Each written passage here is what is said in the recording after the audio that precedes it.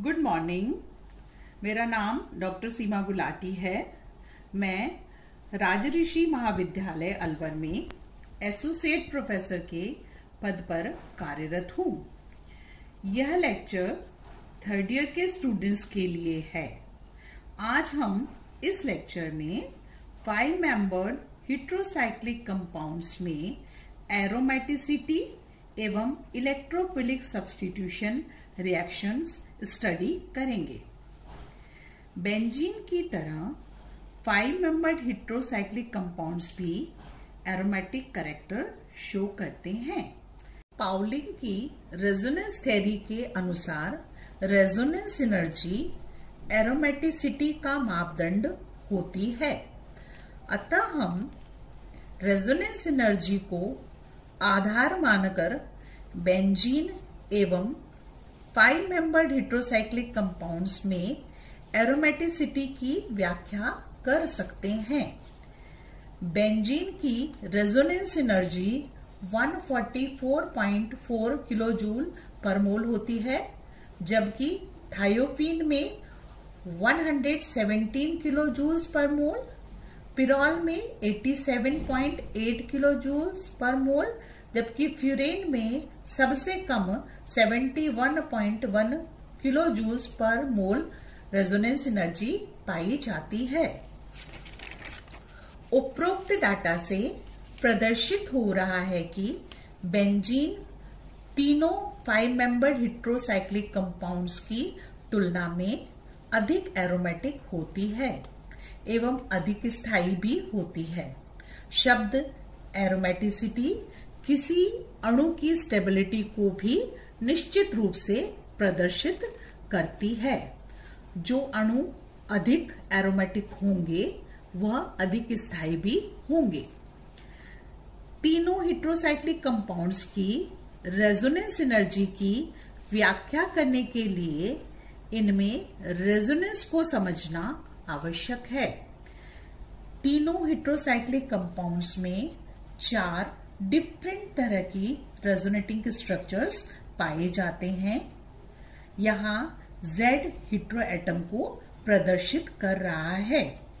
अगर Z oxygen है तो फ्यूरेन, Z अगर सल्फर है तो थायोफीन एवं Z अगर NH है तो पिरॉल होगा। तीनों कंपाउंड्स में हेटेरो एटम पर कम से कम एक लोन पेयर उपस्थित होता है। हेटेरोसाइक्लिक कंपाउंड्स में टोटल हाइब्रिड के लिए चार्ज्ड रेजोनेटिंग स्ट्रक्चर्स का पार्टिसिपेशन अधिक होता है।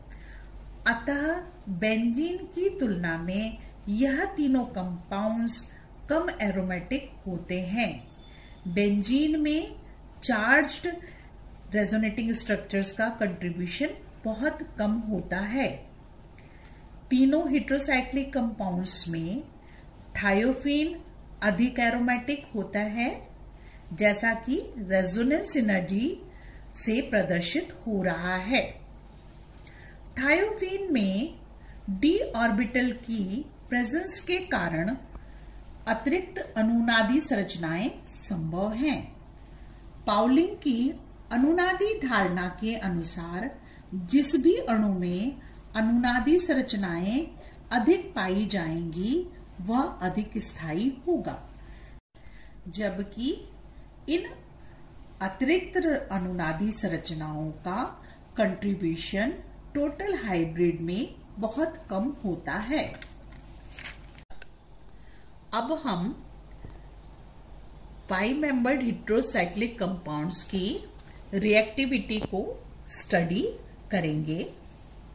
किसी भी कंपाउंड की रिएक्टिविटी उसकी स्टेबिलिटी के इन्वर्सली प्रोपोर्शनेट होती है।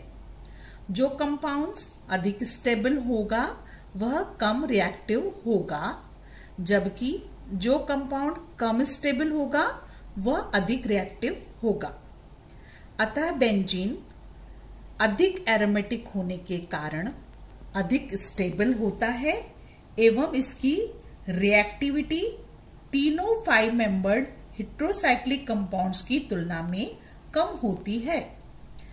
5 मेंबर्ड हेट्रोसाइक्लिक कंपाउंड्स में सबसे ज्यादा रिएक्टिव पिरोल है, जबकि फ्यूरेन सबसे कम एरोमेटिक है।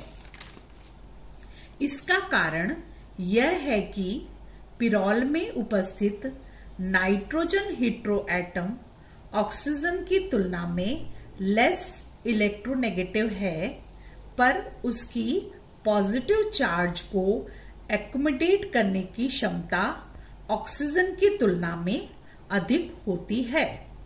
अतः पिरोल फ्यूरेन की तुलना में ज्यादा रिएक्टिव होगा। थायोफीन फ्यूरेन से कम रिएक्टिव है, क्योंकि सल्फर एटम का साइज ऑक्सीजन से बड़ा है, अतः सल्फर का प्लस एम इफेक्ट ऑक्सीजन से कम होता है। बेंजीन की तुलना में तीनों हेट्रोसाइक्लिक कंपाउंड्स अधिक रिएक्टिव होते हैं, इसलिए इन कंपाउंड्स को सुपर एरोमेटिक कंपाउंड्स भी कहा जाता है। इस तरह से हम तीनों 5 मेंबर्ड हेट्रोसाइक्लिक कंपाउंड्स में एरोमेटिसिटी को सिद्ध करते हैं। जो कंपाउंड्स एरोमेटिक होते हैं उनमें इलेक्ट्रोफिलिक सब्स्टिट्यूशन रिएक्शन देना उनकी कैरेक्टरिस्टिक प्रॉपर्टी होता है। अब हम इन तीनों 5 मेंबर्ड हेट्रोसाइक्लिक कंपाउंड्स में इलेक्ट्रोफिलिक सब्स्टिट्यूशन रिएक्शन स्टडी करेंगे। अनुनादी संरचनाओं से स्पष्ट है कि हेट्रो एटम की अल्फा एवं बीटा दोनों पोजीशंस पर पॉजिटिव चार्ज उपस्थित रहता है, अतः इलेक्ट्रोफिलिक सब्स्टिट्यूशन दोनों स्थिति पर संभव है। लेकिन इलेक्ट्रोफिलिक सब्स्टिट्यूशन हमेशा अल्फा स्थिति पर ही होता है। अल्फा स्थिति पर सब्स्टिट्यूशन को हम इंटरमीडिएट कार्बोकैटायन की स्टेबिलिटी से समझ सकते हैं।